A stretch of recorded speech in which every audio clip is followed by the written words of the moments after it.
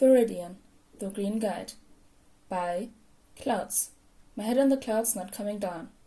Read by Oakshadow 5. Chapter 33. Conviction. Summary. Katsuki gets some positive influences. After his stupid confession during the last meeting, Katsuki was fully expecting Ogawa to never talk to him again. It just made sense, since hanging around someone like him would only drag the others down when they were trying to be better. So Katsuki was understandably a little bit angry when the damn idiot waved him over with a giant grin on his face the moment he walked through the door. He stormed over to Ogawa, who was sitting next to Maki and Akiko just like the last few times, and barely avoided the habit of grabbing him by his shirt to be intimidating. Instead, he glared down at him. "What the fuck are you doing? After last time, I thought it'd be pretty clear that I just dragged you down. Go find someone else to bother, you damn moron!" Ogawa just laughed and stood, throwing a hand around Katsuki's shoulders. "Man, you must have some wires crossed or something back ago, because that wasn't clear at all. Maybe you need to work on your communication skills." "What happened last time?" Akiko asked as she popped a piece of bubblegum in her mouth. Ogawa smiled cryptically. "We solved the mystery." "Ooh, I like mysteries." Maki leaned forward in his seat eagerly, an action that was slightly intimidating due to his size. "What mystery did you solve?" "None of your goddamn business!" Katsuki threw Ogawa's arm off him. "Now leave me alone, you stupid extras!" He started to stalk away, but stopped in his tracks when he heard Ogawa's voice behind him. "We discovered why Katsuki volunteered to be here." Katsuki froze. He didn't know what he was expecting. Yeah, it wasn't like he told Ogawa to keep it a secret, but he thought it was implied. Not that he'd actually said anything yet, but he probably would. How would the other two react? What would Amplifier think if she overheard? What if she told UA? What if his own idiocy ruined any chance he had to be the best hero? Katsuki should have kept his stupid mouth shut. "What are you so stressed about, Bakugo?" Akiko laughed. "We already figured you'd done something sketchy, so what does it matter if Ogawa knows what it was?" Bakugo whirled around to glare at her. "Shut up! You don't know shit!" "Hey, calm down, man." Ogawa put a hand on her shoulder. "I'm not gonna tell them anything if you don't want me to, but I really think you should tell them. It'll help." Maki nodded. "Take it from me. Having people in your corner can make all the difference in a fight." "Yeah, and keeping secrets isn't gonna do you any favors," Akiko added. "If you go into a heist with incomplete information, you're just gonna get people killed. If you want our help, you gotta be honest." "I didn't ask for your help." Katsuki flexed his hands, as much to ground himself as to be intimidating. Only weak people needed help, and Katsuki couldn't be weak if he wanted to be a hero. He had to do this alone, even if it was impossible. Ogawa squeezed the hand on her shoulder. "You may not have asked for our help, but even you can admit it'll make things easier. This is a rehabilitation group for a reason. No one should have to go through this alone." Katsuki scowled.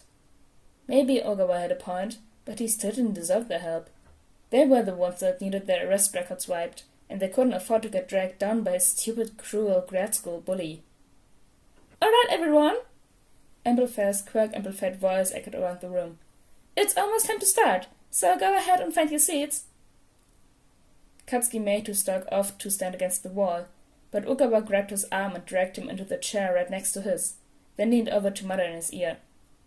"We'll talk about this later, but just think about it, okay?" Katsuki scoffed and rolled his eyes, then folded his arms and slouched in his seat as Amplifier began the meeting. He didn't deserve the help anyway. He couldn't say anything. "Today, each of you are going to be making a personal commitment to change," Amplifier said. "It's one thing to say you're going to change because the government is making you, but it's another thing entirely to make that commitment to yourself." "Yeah," Maki whispered to him. "Real change comes within. Nobody's going to force you to be someone else." "Shut up," Katsuki hissed back. "I don't need your stupid help." Amplifier either hadn't heard the whispered argument or, more likely, had decided to ignore it. "All right, Bakugo, Would you help me pass out some papers? Katsuki grunted an affirmation and stood up, grateful to get away from the group of villains that had apparently decided to adopt him. He grabbed the stack of blank notebook paper that Amplifier had gestured to from the table and started handing everyone a few sheets as Amplifier passed around a cup of mismatched pens. Even though he was helping and doing the volunteer work he was technically there for, Katsuki still felt like shit. It wasn't his fault that the stupid paper reminded him of Deku's stupid notebooks, which reminded him of stupid Deku and all the other stupid extras he'd heard over the years. All the more reason to not get too close to anyone here. If he didn't get close to Ogawa and the others, he couldn't hurt them. Once everyone had some paper and a pen, Amplifier gestured for Katsuki to sit back down. Unfortunately, she gestured to the same seat next to Ogawa that he'd just gotten up from, so he didn't have any excuse to distance himself. He glared at her and she shot him a smile. That bitch definitely knew what she was doing. He huffed and slumped down heavily as Amplifier went to the front of the room. Okay, so this is an individual exercise, but you're welcome to talk amongst yourself if you want. Amplifier grinned at Ogawa, who was grinning back. You're going to write a letter. This can be to yourself, to someone important to you, or to no one at all. But in this letter, you're going to commit to be better. Be as sincere as you can in your conviction. Don't make any promises that you don't actually want to keep. Everybody ready? Begin! No wonder they always recruit her to announce stuff. Akiko popped her bubblegum loudly. She does it without even trying. She might just be so used to being an announcer because of her quirk that she talks the way out of habit, Ogawa suggested. You've got a point, Akiko admitted. If only we lived in a world where we weren't typecast based on our quirks. I'll drink to that, Maki laughed. So, kid, who you gonna write to? Katsuki scowled. Who said I was gonna write anything at all? You'll only be shooting yourself in the foot if you don't, man, Ogawa pointed out. These exercises are supposed to help us all become better. You can't just not do the work and still expect to reach your goals. Why the fuck are you extras so set on helping me? Katsuki griped. I'm not a good person. Neither are we, kid. Maki set a giant hand on her shoulder. That's kind of the point. Yeah, Bakugo. None of us are gonna win Person of the Year or anything. Akiko shrugged. That's why we gotta be there for each other, right? We have to have somebody to trust in this crazy messed up world, right? Katsuki scowled and glared at all three of them, but the most annoying part of all this was that they seemed so sincere. Like they actually thought he could be better or something. But, well, maybe Akiko had a point. Both her and Ogawa had become villains because important people in their lives had pushed them toward it, and Katsuki would have realized how horrible he was earlier if it wasn't for his stupid teachers and classmates always telling him he was the best. Maybe if he had some people who were also assholes trying to be better, then that might not be the worst thing in the world, right? He huffed and grabbed a pen. Whatever. So, who are you gonna write to? My ex? She grinned savagely. It's basically gonna be a giant screw you, you know? Katsuki found himself laughing alongside the others.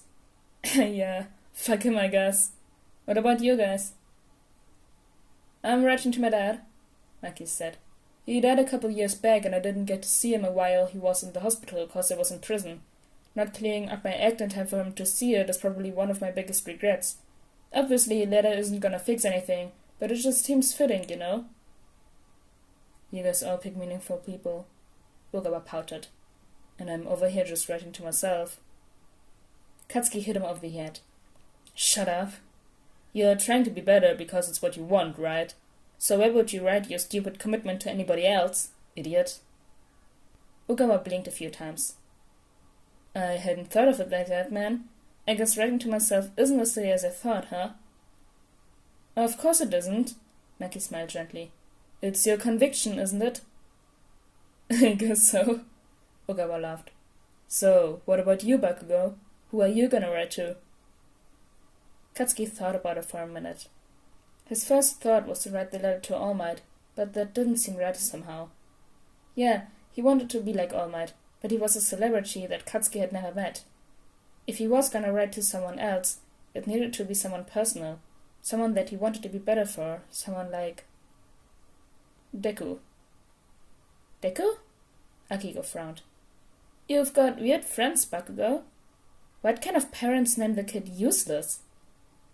His parents didn't give him that name. Katsuki couldn't meet anyone's eye. I did. I don't get it, Maki said. Is he your little brother or something? No. Shit, Katsuki hissed. You know how you guys were talking about being typecast because of your quirks? Yeah? Akiko looked at him strangely. What does that have to do with anything? Katsuki sighed. How do you think a quirkless kid would be cast? Her eyes widened as she put the pieces together. Oh. He was the kid you bullied, wasn't he? Ogawa asked gently. One of them, Katsuki grumbled. But Deku got the worst of it. We used to be friends before our quirks came in, but mine was strong. Everybody said it was perfect for a hero, and I guess they all bent over backwards so I wouldn't get in trouble for any of the shit I pulled. I don't know what I was thinking, but he was supposed to be weaker than me, so for some reason I was convinced I had to put him in his place. He ended up dropping out of school because of it. Whoa. Maki breathed. Nobody ever stopped you? Katsuki chuckled humorlessly. Why would they? Deku was just a quirkless weakling. He couldn't bring fame or honor to the school, so why would it matter if a kid like that got a few bruises or burns? Honestly, my teachers probably need these classes more than you guys do. Have you seen him recently? Akiko asked. Since you started coming here? Katsuki shook his head. I'm not gonna even try to seek him out until I'm ready to apologize and actually mean it. Anything else would just hurt him even more, and I feel like I've done that enough already. So that's what you write? Ogawa smiled and clapped Katsuki on the back. You tell this kid that you're gonna become a better person so that one day you can make amends in person. He pushed a piece of paper toward him, and Katsuki glanced at everyone's faces before he started to write. The expressions were weird, almost like they were proud of him or something. He must be imagining things. Dear Deku, I'm gonna be the best hero. You know that I've never let a little work keep me from being the best, so I'm not gonna let this hold me back, okay? I'm gonna become a better person so I can stand in front of you and apologize for all the stupid shit I put you through. I'm gonna work so fucking hard, because I promised you that I was gonna be the best hero, and I intend to keep that promise, got it? If I'm really serious about being better, I should probably get rid of that stupid nickname, shouldn't I? I'm gonna be the best hero. Izuku. See you as soon as I can. Kachan.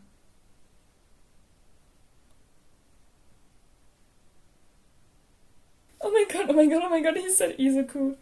He said Izuku. And he wrote Kachan at the end. Oh my god. Yes. Anyway, guys, this was chapter 33 of Viridian the Green Guide. I hope you guys enjoyed this one, and I'll see you all next time. Bye! Hey, outtakes. Alright, everyone. Oh man, that was so too high. Yeah. Yeah. No, that's too creepy. I hate when stuff does that.